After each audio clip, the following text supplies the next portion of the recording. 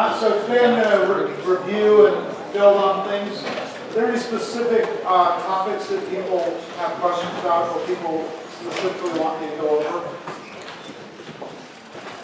Yes. Optical squeezer experiments.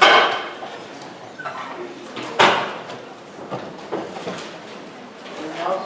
Yes. G proteins? Yeah, there you go. Yes. Actin polymerization dynamics. Yes. What's that?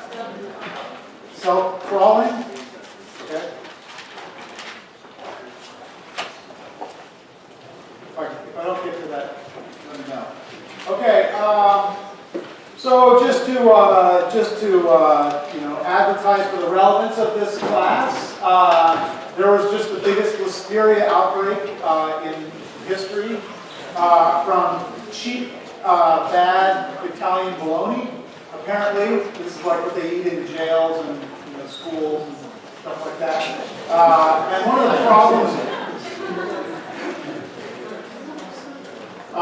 problems is that it takes a couple months to really get all the symptoms.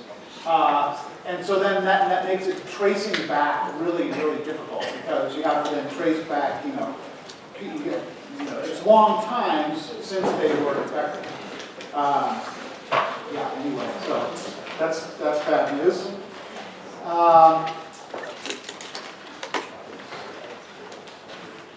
Okay, so a couple things I wanted to hit.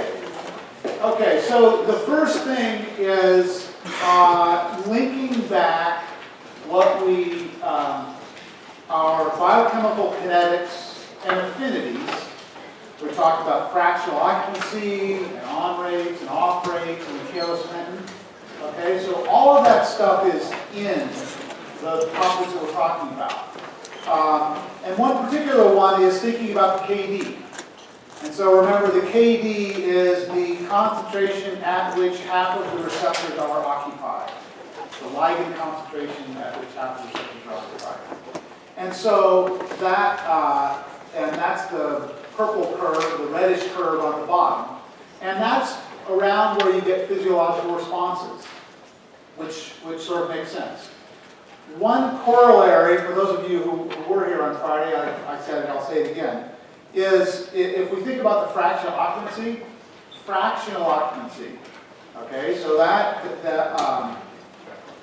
is the fraction of the receptors that have a ligand on them.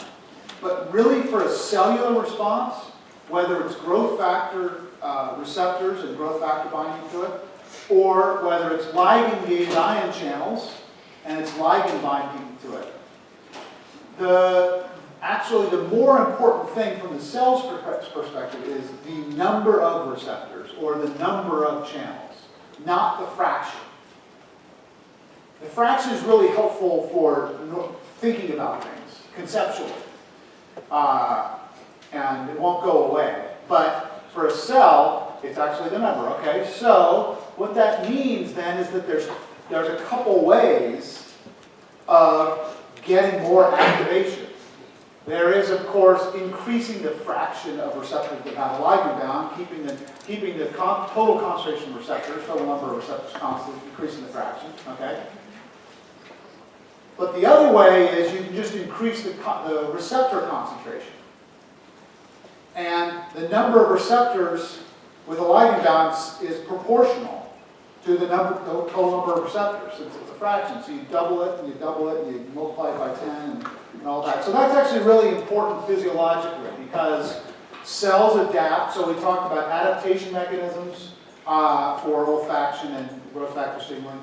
For the MAP kinase adaptation mechanism, that receptor recycling, receptor endocytosis, is one of the key regulatory steps. So the cell downregulates its sensitivity by endocytosing its receptors, bringing them into the inside of the cell. And actually, there's a constant cycle. So they're coming down, they're coming back. But that's a way the cell can regulate that. And then in cancer cells, we often find massive overexpression of these receptors.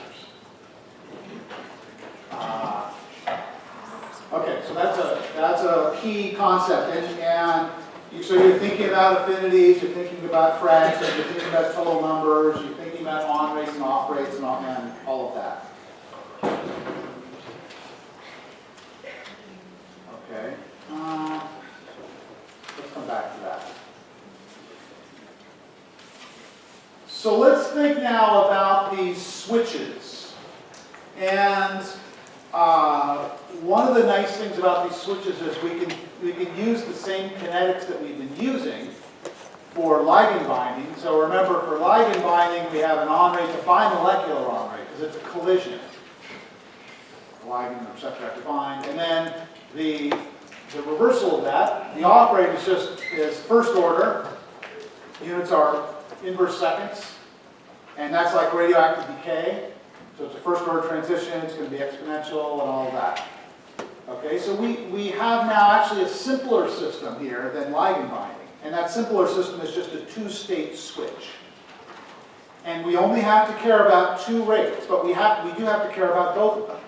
And those rates are the activation rate, I guess that's going from 12 o'clock going this way.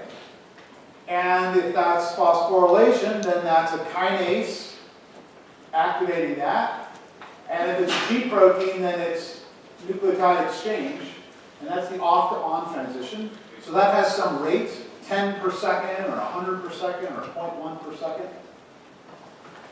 And one of the things about rate constants, time constant is the inverse of the rate constant. Okay, so if I say something is a transition rate of 10 per second, then per second, so you can invert that, that's the time constant. That's 1/10 of a second is the time constant, inverse of the rate constant.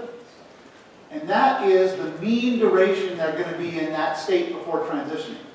And so that's another nice number. So if I have 10 and 10, let's say 10 per second activation rate, 10 per second inactivation rate.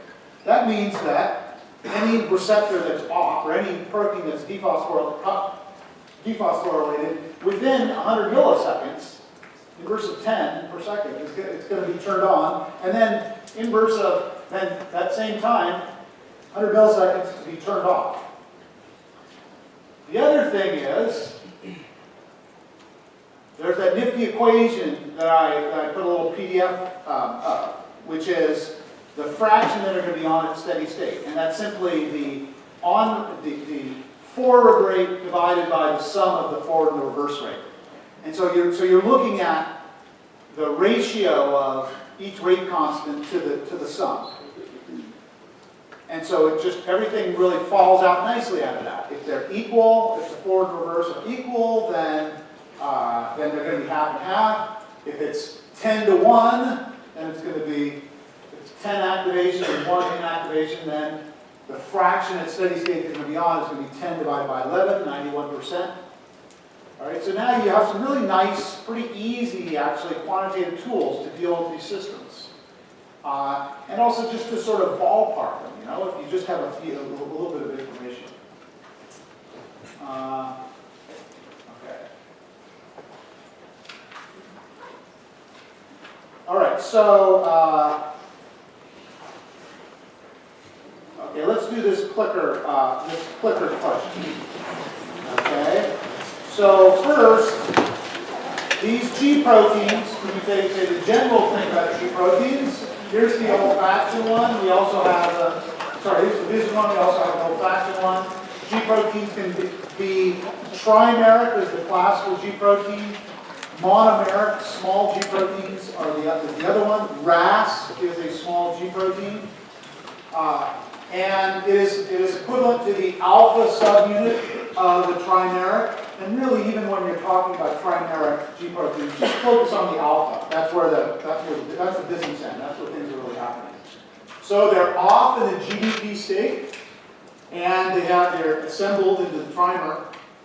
When they are activated by an activator, you have exchange of nucleotide, okay, and then they dissociate into the alpha and the beta gamma, which I guess isn't even shown here. And then the alpha goes and does its thing, and then it spontaneously turns off by hydrolyzing its GTP, and that can be accelerated also by something called a GAP, a GTPase activated protein. Okay, so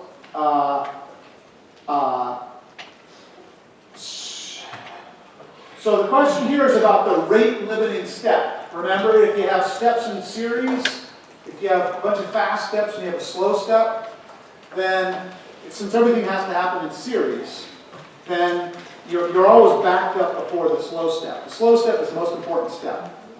So imagine you have to go through 3 doors to get to this classroom. And there's no lineup at the first 2 doors because there's no one there. You zip right through. And then the third door, there's a huge lineup. So that's the slowest one. So that's the rate limiting step of getting in the classroom. So that's where everyone's going to be. Okay? For activation of G proteins, is it binding of GTP that's the rate limiting step for activation? Is it dissociation of the GTP? Is it hydrolysis? Is it binding of GDP? Is it dissociation of GDP? Because it's a whole cycle. And there's one rate limiting step for activation, and then there's one rate limiting step for inactivation.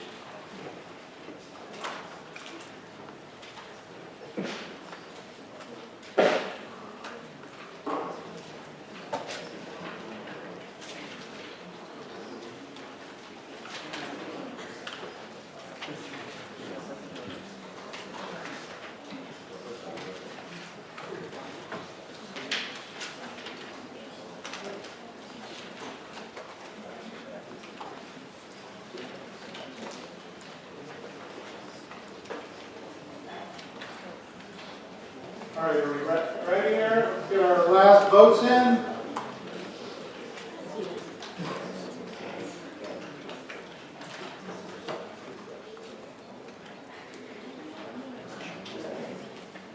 Okay, let's just go right to this.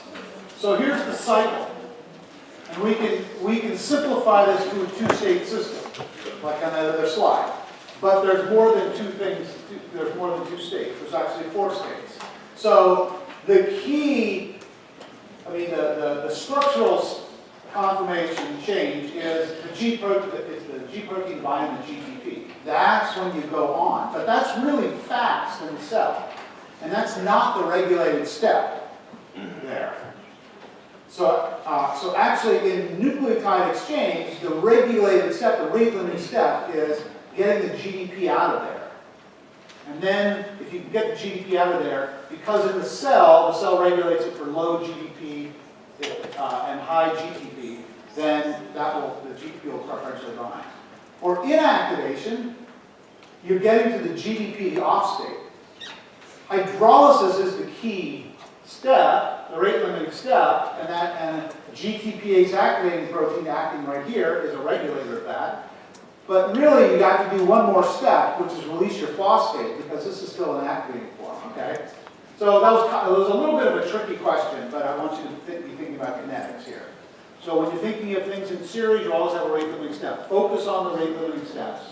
And if you have so this is simplifying. I like to simplify things. If you see some long reaction, then think, how can I simplify this to one key step? That's going to be the one to focus on. So the answer is the activation. It is dissociation of GDP.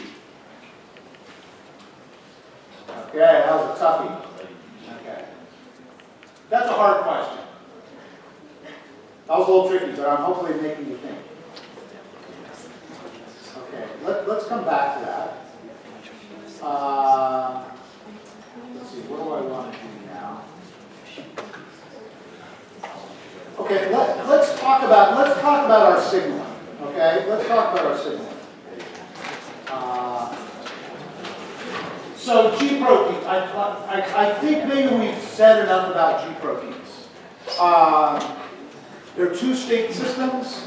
There's the trimeric and the small. Always focus on the alpha, gaps and GEFs. GAP, GTPase activated protein. GEF, guanine nucleotide exchange factor. clickers are having a hard day today. And in mutations, so in cancer, because the RAS is involved in that signal and transduction pathway triggered by growth factors, many cancers have mutations that affect the hydrolysis, that slow the hydrolysis. So that's a way to get a G protein stuck in the on state, is to block hydrolysis. Can anybody think of a way to get a G protein stuck in the off state by mutagenesis? What would you want to change? What would you try to target?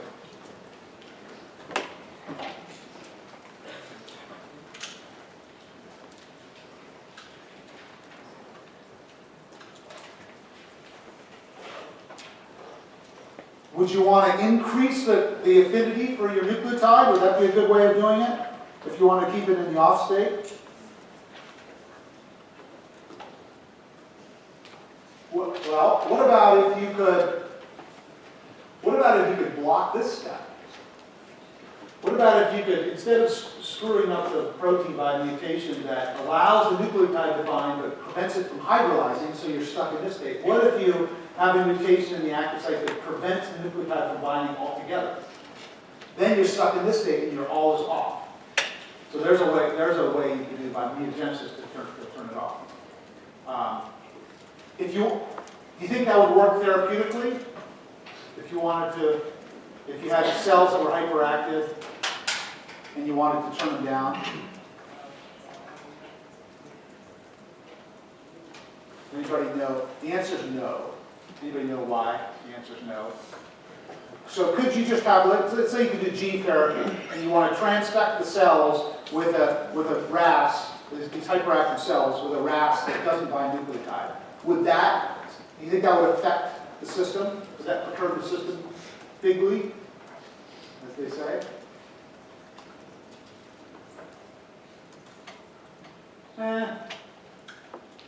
In my book, no. And the reason is because it's just more of that there. It's not going to be active. So if you transfected something that's always on, then that can have a very strong effect, because now you have something that's always on. If the system is normally at rest, and then it gets activated by something, then just putting more protein of the protein at rest, generally it doesn't do very much. That's a rest state. So again, if you were to transfect the cell with a mutant G protein that couldn't turn off, that would be a strong effect on the cell. It would tend to keep it on. If you were to transfect the protein with a cell, transfect the cell with a G protein that was stuck off, that wouldn't be so great because it still has its normal G proteins there, or even its mutant G proteins if you're trying to target a cancer cell. Okay. What else do we need to say about G proteins? I think that's all we need to say about G proteins. Any questions on G proteins? One thing to remember is think about amplification. So that's a good way to, when you're learning, when you're teaching yourself these things and you're studying them, think about how do I inhibit the system? And I'm talking about growth factor signaling, olfaction, and vision. How do I inhibit it? How do I activate it? And what are the amplification steps? So one amplification step in basically all these G protein things is that this is a collision. This is acting as a GEF. Here, this is the rhodopsin. If it was growth factor, it would be sauce. If it was olfaction, it would be the olfactory receptor. You can have many collisions of G proteins with an activated receptor. If you have an activated receptor, then you get these collisions, and then it keeps on going. So the receptor is acting as an enzyme, activating many of the G proteins. So that's a good amplification step. The G proteins, that's actually not an amplification step downstream from the G proteins, because the G protein binds to one target. Here it's phosphodiesterase and olfaction to adenylocyclase. And that's not amplification because it's one-to-one. And the enzyme is then only on when the G protein binds there. So you don't get amplification. But this is an enzyme, so you inherently get amplification there, since it's an enzyme. And yeah, so that's it. Okay.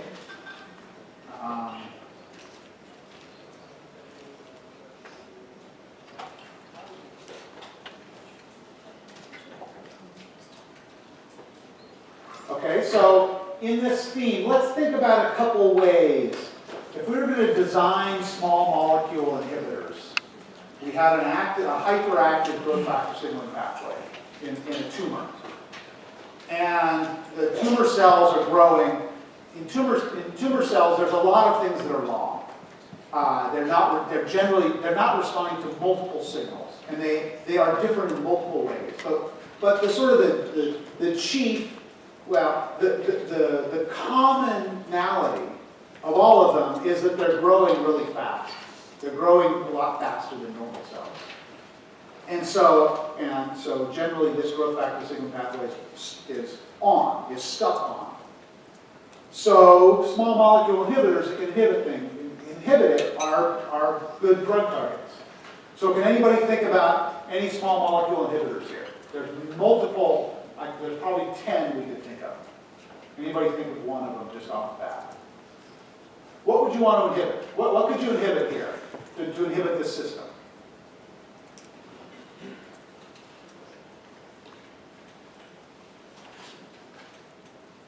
Yes? Where the ligand binds so that the tyrosine kinase can't dimerize.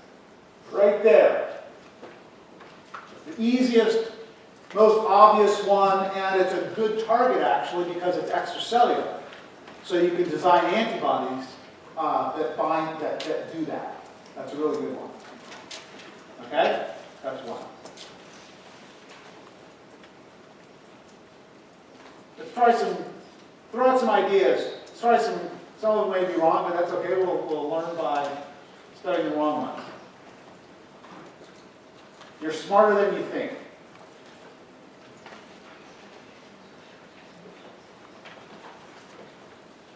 Yeah. What's that? GrabToSOS. So what would you do to it?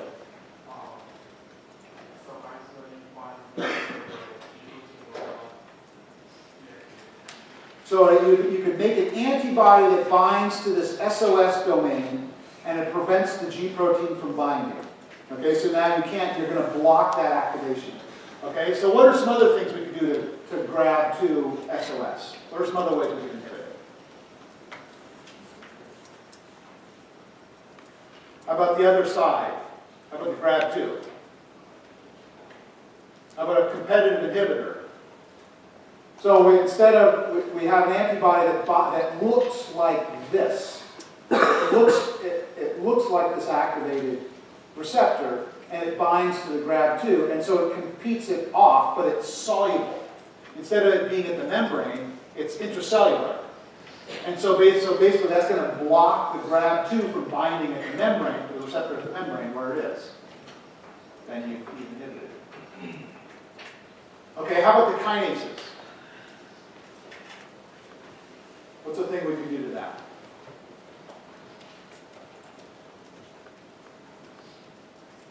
There's billions of dollars at stake here. They call it a blockbuster drug, it's a $1 billion drug.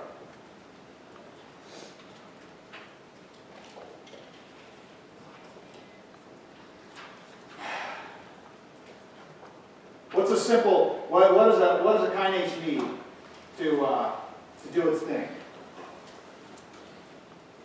What's the fuel kinase uses?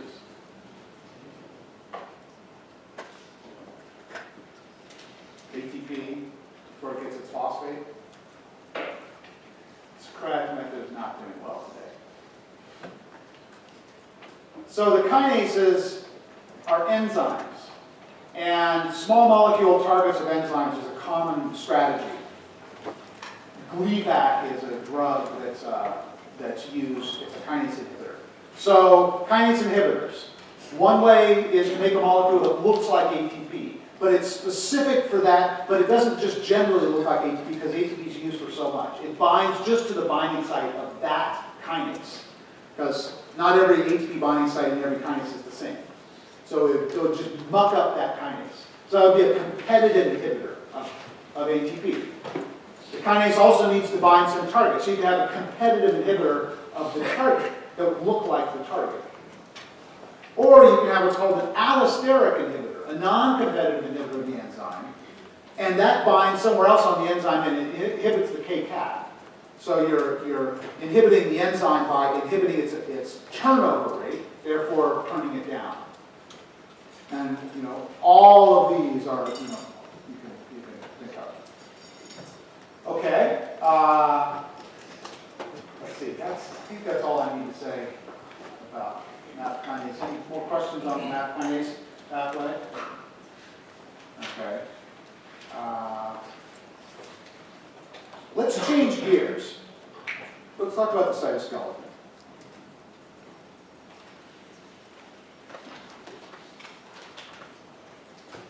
Okay, so I highlighted this idea of a two-state system here, because 2 is a nice small number. It's infinitely bigger than 1, but it's not as big as 3. So here's a complicated pathway. This is how your muscles work. You start here in the rider with no ATP. ATP binding causes dissociation. Okay? And then you would generally think that hydrolysis happens, you're breaking the chemical bond, therefore getting that chemical energy, at the same time that you're doing the work. That's the easiest way to think about it. So batteries, that's why batteries are so great. It's because you can do the work with a windmill or whatever, coal-fired power plant, and you can load up the battery, you can charge up the battery, and then you can use it for something else later on. So it turns out these are sort of like batteries in that this is the cocking state, and this is the high energy state after hydrolysis. It's off the filament, and it's restored. It's ready to go. And then it binds, and then it releases its product, and then it goes a conformational change, and then that's the end of the cycle. Okay? So this is how myosin works. And you can actually distill this into a two-state system too. And the two states then are on the filament and off the filament. You just say, okay, I'm going to have some stuff that's off the filament that's after ATP binding, okay, so it's that state, okay? And then I'm going to have some stuff on the filament, okay, so after hydrolysis, then it binds, and then I'm going to go power stroke. And then actually I need ATP bonding to transition. So I can group these things. And that leads to actually a cool little two-state system here, where we apply this two-state system to myosin. And here we have an on state here and an off state here. And we can think about rate constants, okay?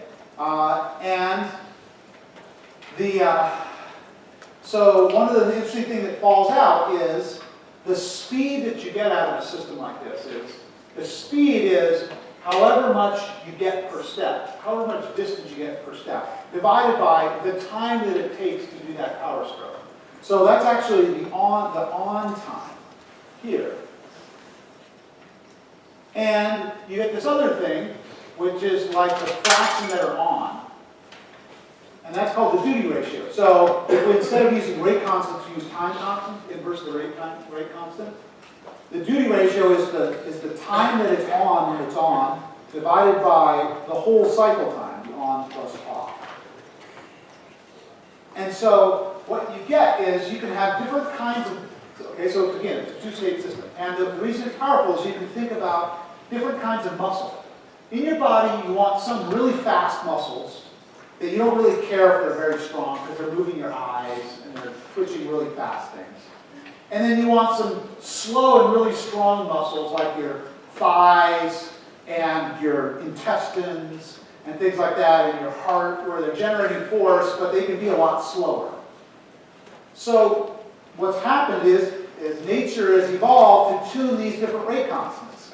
And it can tune these different things. So you can get a strong muscle by having most of the heads bound at any given time. The duty ratio, the fractions are bound. So you increase T on or decrease T off. And you get a stronger muscle. And you can get a faster muscle by changing the time that it's on. So if this all happens really quickly right here, so this tau is really fast, then you can get a really fast muscle. But if this is really short, then you lose it here. That means this is small too, so that duty ratio is going to be really small. Okay, so here is the system where we understand how the nucleotide is driving the system. Here is distilling it down and being able to use our math of our two-state systems to analyze it. Okay, so that's one motor protein thing. Another motor protein thing is the optical tweezer.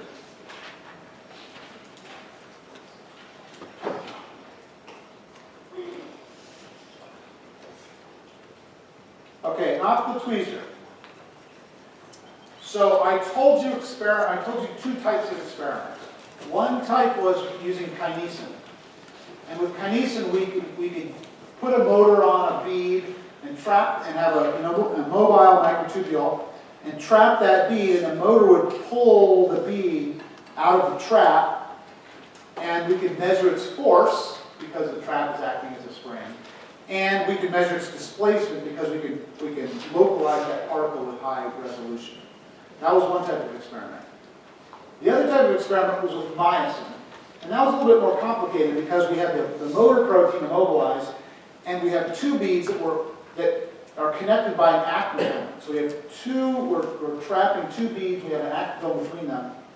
We lower it down onto the motor, and we wait for the motor to engage and do a quick power stroke and then hold there. And we can monitor that with our optical tweezer. Okay? So that's how we do these nanoscale measurements. And that's how we measure these piconewton scale forces. And there's other kinds of experiments you can do with cell adhesion proteins and all kinds of interesting things. So the way the optical tweezer works is that we think of light as a particle here. And we think of the momentum of light having momentum. So if it's being diffracted this way, then it takes a force to change its momentum, to change its lateral momentum. It takes a force pushing it that way, so there's going to be an equal and opposite force pushing back on the bead, going this way. So, and it's the same thing is happening on the other side. Okay? So if we have a gradient of light, we have a spot that's bright in the middle and getting dimmer as you go away from it. The particle will be attracted to that spot because there will be more flux of light on this side, thereby pushing the particle this way until it gets in the middle and the forces are equal and opposite, and it trapped it there. And it's often drawn as a parabola because the energy is parabolic. The energy is a spring, F equals kx, force equals the spring constant times the distance. Okay? Anybody remember the momentum? F equals mv. Okay? Kinetic energy, you take the integral of that, so it's 1/2 mv squared for kinetic energy. And for the energy stored in a spring, it's the integral of kx, which is 1/2 kx squared. So the energy of a spring. So that means that the energy, as you pull away, is a parabola. It goes as x squared. And so, but we're storing forces are linear. Okay, good to tie the physics back.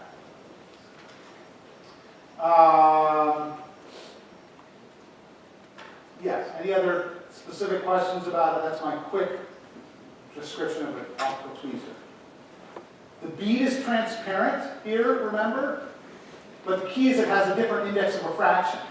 Because Snell's law, it's diffracting the bead. It's changing the direction of the bead. So that's from Snell's law, n1 sine beta 1 equals n2 sine beta 2.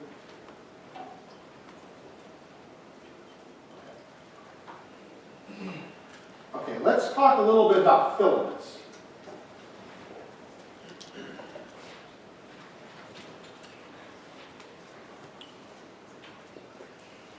Okay, so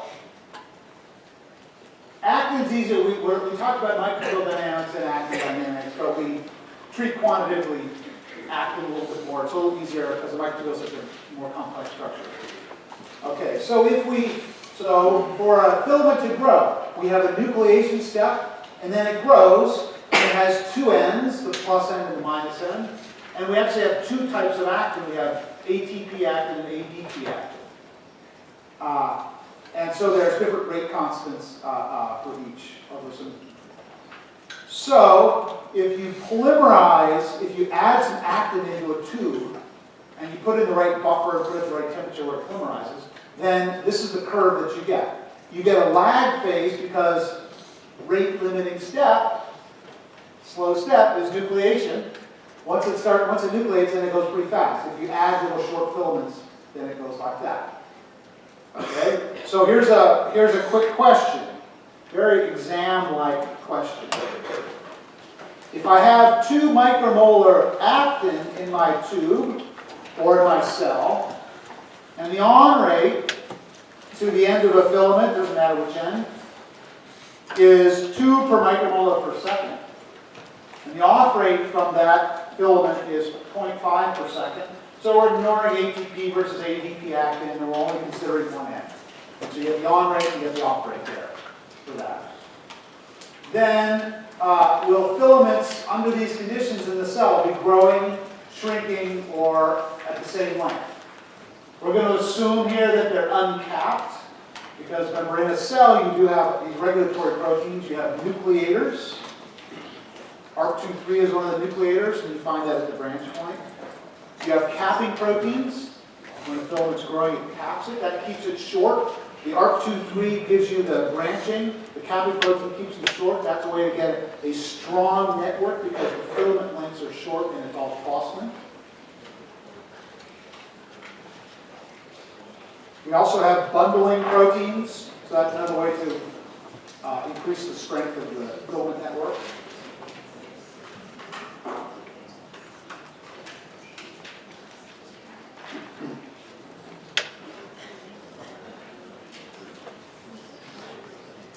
I'm also going to ask a question about the critical concentrations here. So if you've already figured out this one, then you can do that the critical concentrations, which is sort of the same.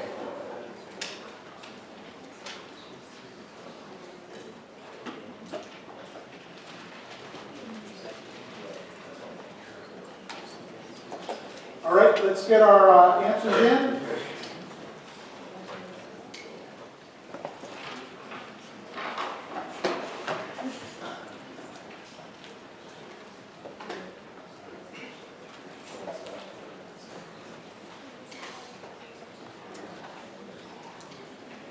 Okay, here we go. We were at 122 last time. Okay. So what's the key equation here? You know that equation is a piece of cake.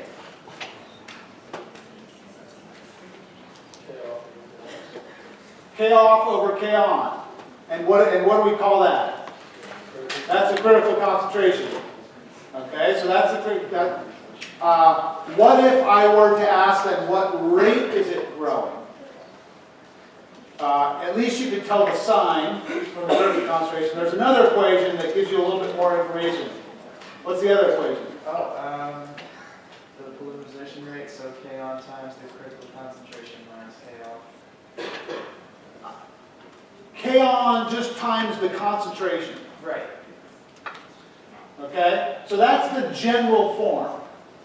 And ligand binding kinetics are the exact same thing. Ligand and receptor binding kinetics. K on times the free concentration minus K off. And one way to think about that is on rates, K ons are second order collisions per molar per second, per micromolar per second. You multiply that by the free concentration, and now you're back to first order. And off rates are inherently first order, so all your units then agree. So if you plug those in, then you would just say, okay, how fast am I going to be adding things? 2 per micromolar per second times 2, that's 4 per second. 4 actin per second are going to be going on, and 0.5 per second will be coming off. So the net is 3.5 actin per second is going on here.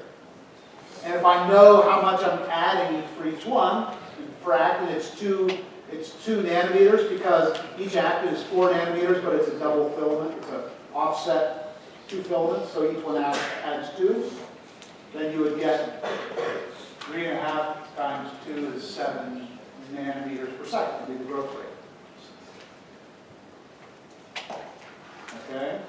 So that's both of those equations are good. The second one is the more general one. And the second one, the critical concentration falls out of if K on times the free concentration minus K off. Okay? The critical concentration falls out of that, because the critical concentration is C, where it's staying the same length. You're neither growing nor shrinking. That's the critical concentration. And so that's just K off over K on.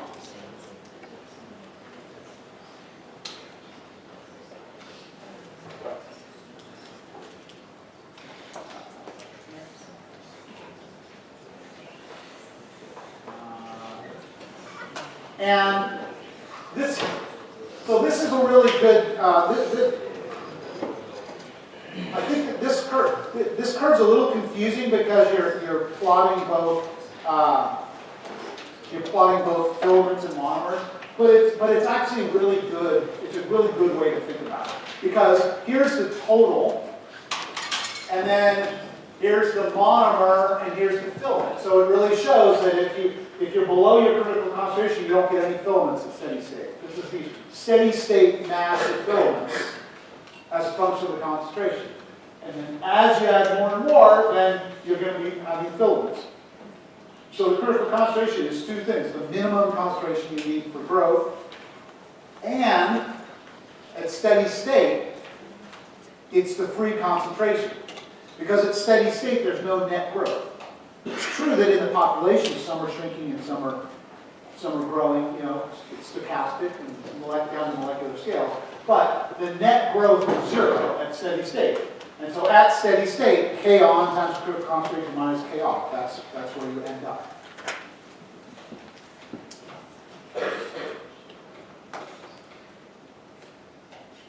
Yeah. So it's worth it to sit down and try to unify that with ligand binding to receptors, because it's the same math. So it's true that there's a hazard that you'll get more confused by trying to make those links. But if you can make them, then hopefully then the little light bulb goes on. I saw this astrophysics talk. They have these Saturday series of 6 astrophysics. There's life on other planets, and how they know there's other planets going around stars. And there was this great speaker, I forget her name, she was a postdoc actually at MIT, and she described what it's like to learn. And so this is a metaphor for learning. And so learning, when you're learning in college, it's like there's an ocean, and you get these little islands. And so you learn these little islands. Here's a physics island, and here's a chemistry island, and here's a BME 201 island, and here's a math island. And then the more you learn, it's like the water is going down, and you're starting to see connections. Actually, there's a sea floor, there's an undersea ridge, and actually this is actually connected to this, and this is connected to this. And so what becoming smarter and smarter in a science and engineering way is seeing those connections, and it's the water going away. So think about that as you're learning, because physics and chemistry a lot of times they're saying the same things. And I try to bring in as much physics and chemistry into this as possible to try to make those connections. And you probably know that EMEC 210 is just applied physics 211. That's my little word of wisdom for the day. Okay. All right. questions, more? Any greatest hits requests, or anybody want me to play any of my good oldies, chart busters? Or any specific questions? So the exam's going to be 25 multiple choice questions, no true false, and those are my words of wisdom. Okay, and there will be a longer office hours review session at the today at the normal time in the normal. Okay, great. So if you didn't turn your homework in and you emailed it, please turn it in.